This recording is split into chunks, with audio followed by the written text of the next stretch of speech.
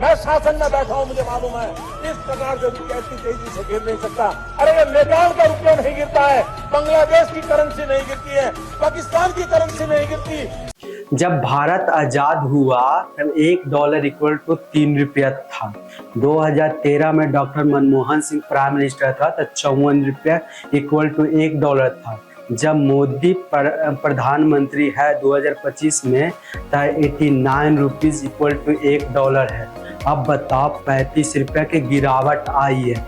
यह मोदी जी से और रुपये आज इतना गिर चुका है कि हर आदमी सोच रहा है ये गिरता ही क्यों जा रहा है। क्या आदमी की इकोनॉमी, क्या इंडिया की इकोनॉमी वीक हो रही है? क्या सरकार गलत पॉलिसी ला रही है या फिर ग्लोबल मार्केट में कुछ बड़ा गेम चल रहा है? आज के इस वीडियो में हम रुपये के गिरने का रियल रीजन जानेंगे। इसका इंडिया पर इम्पैक्ट, फ्यूचर प्रेडिक्शन और गवर्नमेंट क्या कर रही है, सब कुछ सिंपल में समझेंगे, तो ये वीडियो इन तक जरूर देखना। रुपये गिरता है क्यों?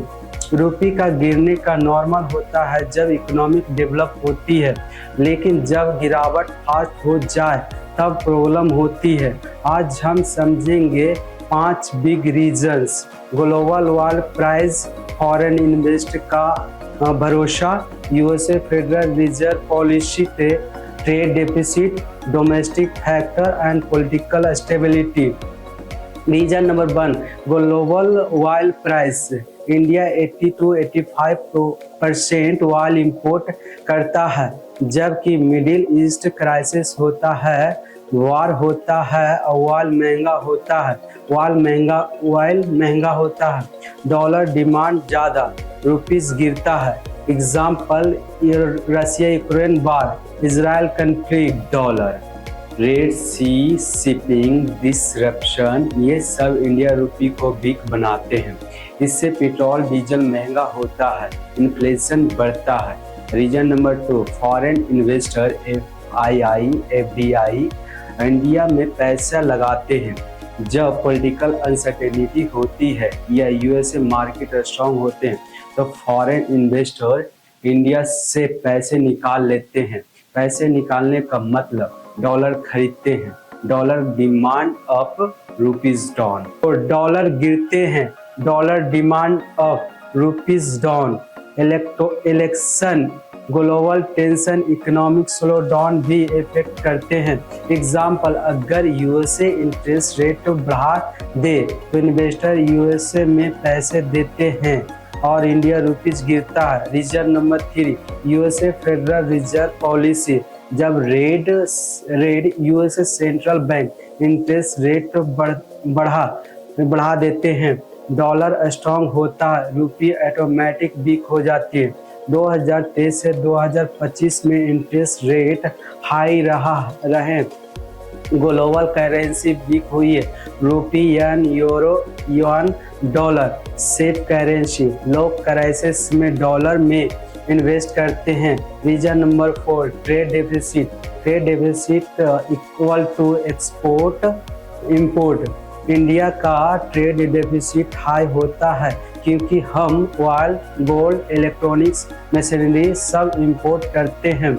एक्सपोर्ट कम, डॉलर कम आता है। इंपोर्ट ज़्यादा, डॉलर ज़्यादा चाहिए, रुपये गिरता है। रीजन नंबर 5, इंडिया के domestic factor, inflation and low private invest, job growth slow, political tension, breaking system stay, corporate debt, ये सब फॉरेन इन्वेस्टर का कॉन्फिडेंस तोड़ता है।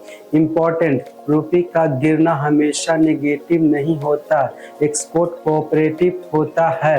आईटी सेक्टर को ज़्यादा प्रॉफिट होता है, टूरिज्म में फ़ायदा होता है, लेकिन स्टेबल गिरावट ठीक है, रैपिड फॉल डेंजरस होता है।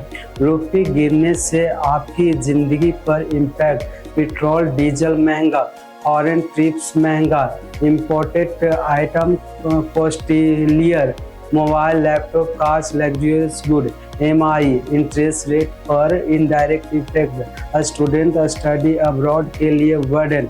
गवर्नमेंट क्या कर रही है? आरबीआई मार्केट में डॉलर बीच कर रही है ताकि रुपी स्टेबल हो। Indian UPI digital payments global level तक पुश किया जा रहा है। इंपोर्ट सब्स्टिट्यूशन लोकल मैन्युफैक्चरिंग को बूस्ट किया जाए। FTI free trade agreement sign किए जा रहे हैं। फॉरेन रिजर्व्स का यूज करके करेंसी को सपोर्ट, इंफ्रास्ट्रक्चर और मेक इन इंडिया को boost, export increase plan. Rupees का गिरना एक सिंगल रीजन ही वजह है से नहीं होता है, यह एक global plus domestic chain reaction होता है। अगर आपको लगता है कि रुपी वीक हो रहा है तो रियलिटी यह है कि पूरा वर्ल्ड इकोनॉमिक स्ट्रेस से गुजर रहा है। पर क्या इंडिया फ्यूचर में स्ट्रांग हो सकता है? हाँ, अगर एक्सपोर्ट बढ़े तो मैन्युफैक्चरिंग इम्प्रूव होगा और ग्लोबल टेंशन कम हो जाए तो रुपी फिर स्ट्रांग हो सकता। आप ये वीडियो कौन सा टॉपिक में चाहते हो कमेंट करो।